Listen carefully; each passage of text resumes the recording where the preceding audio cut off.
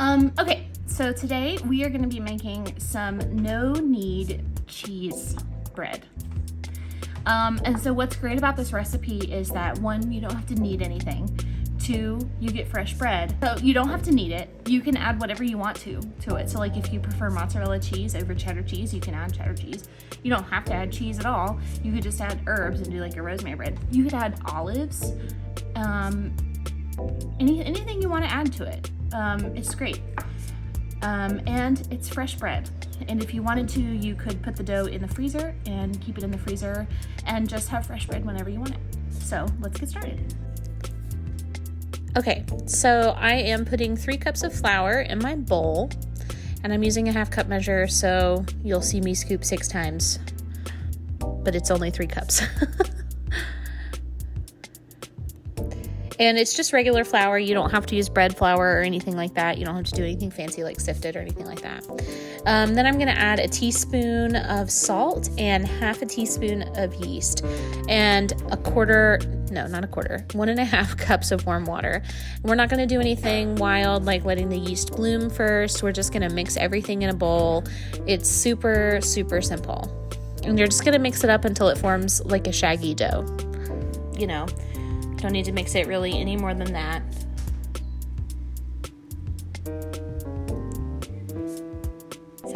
But this bread is really great because it's so simple. You just mix everything up, let it rise, and then bake it.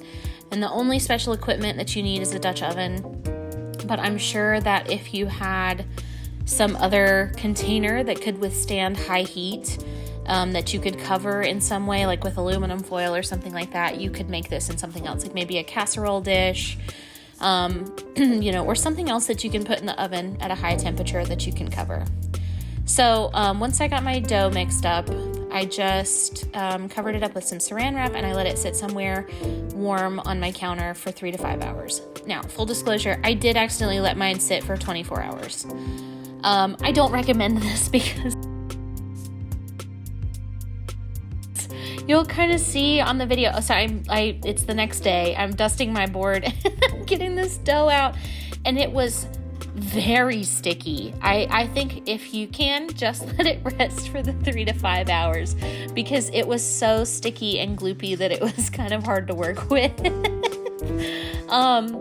So lesson learned, don't let it rise for 24 hours. Anyways, if you come to these videos looking for, perfect cooking channel type videos, you are not going to find it here. I make frequent mistakes and I try to leave them in so that you know what to do, so that everybody can learn from my mistakes. Look at how sticky that was. I was just trying to get it in the center of my board.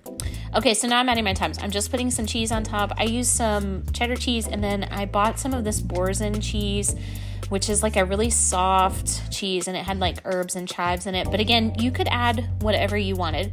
And then I'm just kind of like wrapping this up in the dough. And that's it. And if you wanted to put more in there, like if you wanted to like knead it just a little bit to add some more layers, you totally could. It was so hard to work with. And then trying to put it on this paper. Oh my gosh, I was laughing so hard at myself messing with this dough. It was really funny. It was. And again, if you're coming to these videos looking for perfection, I recommend you go somewhere else because you're not going to find it here. So you want to bake it at 450 for 30 minutes covered, and then uncover it for 15 to 20 minutes so that it gets a nice brown crust. And this was it once it was all done. This is sort of like, I think some people call this peasant bread because it's like really easy to make and it doesn't take a whole lot of effort. Not that peasants couldn't put in the effort, but just because it's easier. And there's that nice cheese in the middle. It was delicious. If you want to see more recipes, be sure to check out Loaves and Dishes and subscribe to our channel. We'll see you next time. Thanks for watching.